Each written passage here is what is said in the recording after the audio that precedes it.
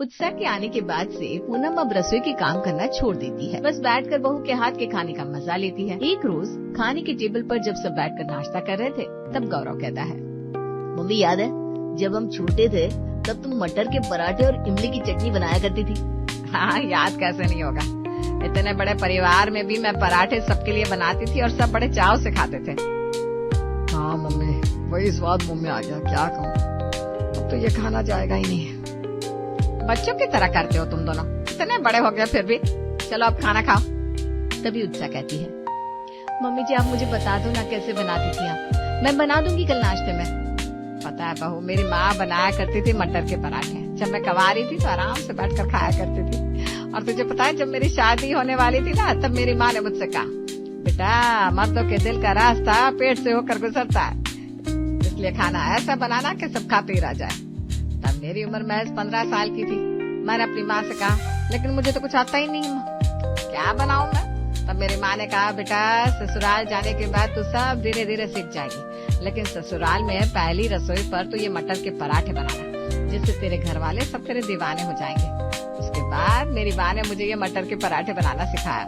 वाह, कितना अच्छा लगेगा मम्मी जी, आपने अपनी माँ से सीखा और मैंने आपसे। भाभी ये तो वही बात हो गई, जैसे पुश्तैनी प्रॉपर्टी मिलती है ना, आपको पुश्तैनी खाने की रेसिपी मिल जाएगी। हाँ वही तो देवर जी। चलो अच्छा, हमें खाने को तो मिलेगा।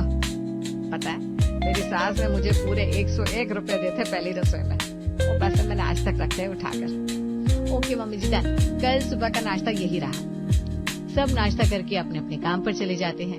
इधर सास बहू घर पर रह जाती है। घर का बाकी सारा काम करके उत्साह चाय बनाकर हॉल में पीने बैठ जाती है। टीवी देखने का टाइम ही नहीं मिलता, कम से कम चाय पीते टीवी ही देख लेती हूँ। उत्साह टीवी लगाती है और चाय की चुस्की के मजे लेने लगती है। तभी वहाँ पूनम आ जाती है और कहती है, बहू मास्टर शेफ लगाना, वो बगल में श्वेता है ना, वो कल यही देख रही थी, बड़ा अच्छा शो है। मम्मी जी मैं भी वही देखने के लिए टीवी लगा रही थी, लेकिन अभी चालू होने में टाइम है, रोज 12 बजे आता है ये शो। ठीक है, तो फिर हम दोनों सास बहू रोज ये शो देखेंगे। थोड़ी देर में मास्टर शेफ शुरू हो जाता है और दोनों सास बहू आनंद लेकर शो देखती है। तभी उत्साह कहती है, मम्मी जी आपको तो बहुत अच्छा खाना बनाना आता है, दीपक हमेशा तारीफ करते हैं आपकी। क्या खाना बनाती है मेरी मम्मी। मम्मी आप जाओ ना इस शो में, आप जीत कर आओगे और जल्दी फेमस भी हो जाओगे, सब आपको बहुत पसंद करेंगे। ऐसी बात कर रही है बहू तो, मुझे इस उम्र में कौन पसंद करेगा, सब जवान लोगों को देखना पसंद करते हैं। उल्टा मुझे देखकर बोलेंगे बुढ़ापे में पगला गई है ये। अरे नहीं नहीं मम्मी जी आप समझ नहीं रही है, उल्टा आपको देखकर लोग इंस्पायर होंगे कि इस उम्र में भी आप इतना कुछ करना चाह रही हैं, बहुत जल्दी ही चमक जाएंगे आप। हट ये सब फालतू के दिमाग मत लगा। दोनों टीवी देखने लगती हैं। इधर रात में पूनम बहू की बात सोच सोच कर हंसने लगती है और खुद से कहती है, बहू भी पागल ही है। वैसे खाना बनाना तो मुझे अच्छा आता है, जब मैं खाना बनाती थी तो सब मुंह मोड़ मोड़ कर खाते थे। अगर मैं धीरे धीरे बहू को ये सब सिखा दूं तो कैसा रहेगा, बहू मास्टर शेफ में जा सकती है। पूनम अब दिमाग चलाना होगा।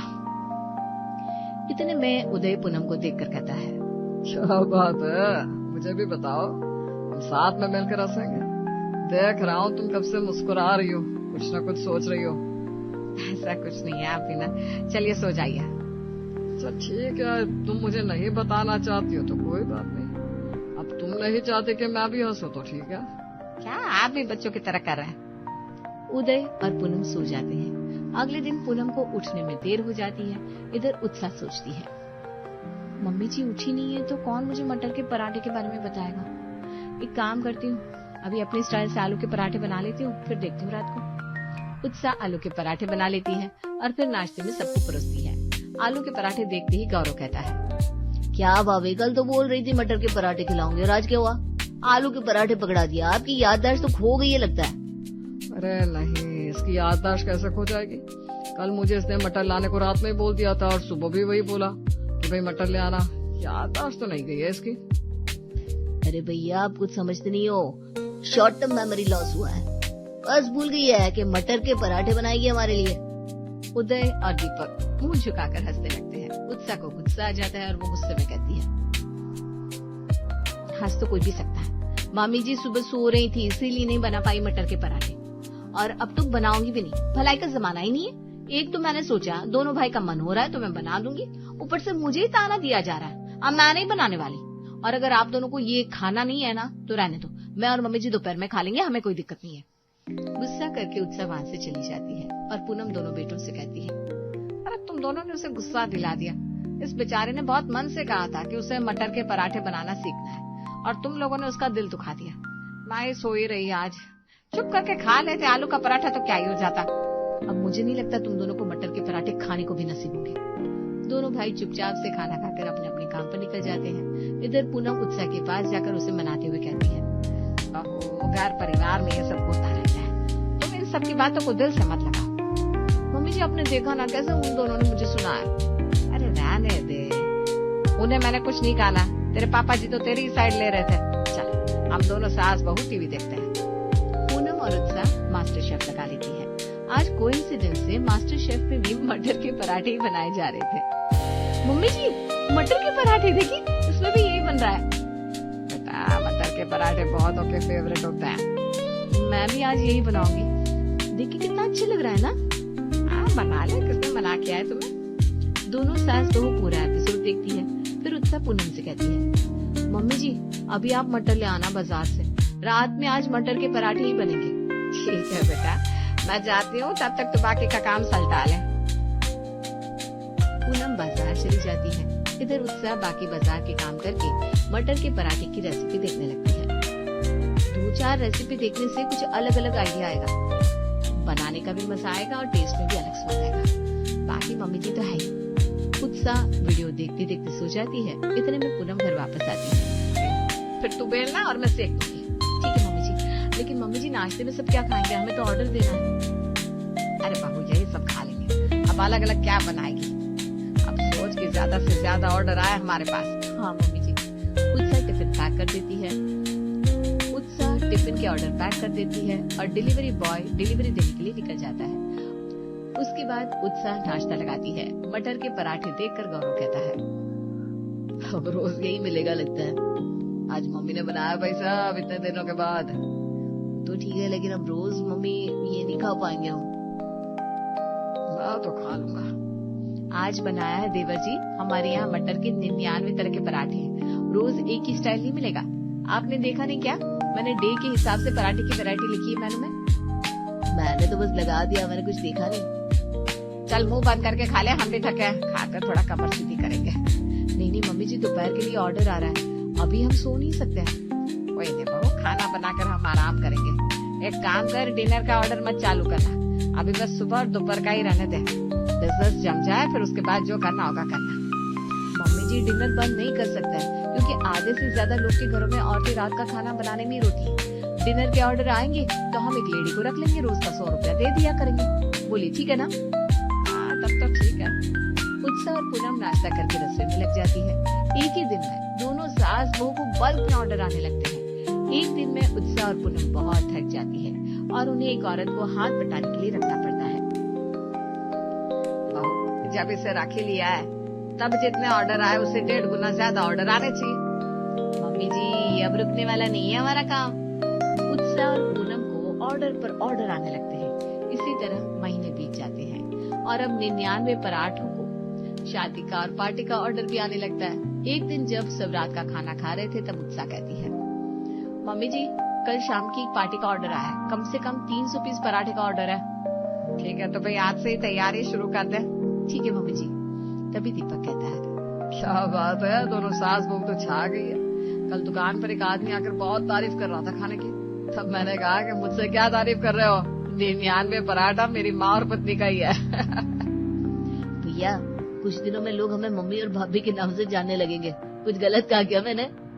उसमें गलत क्या है, लेकिन तुम दोनों जिस हिसाब से ऑर्डर दे रही हो उस हिसाब से कमाई बहुत कम हो रही है।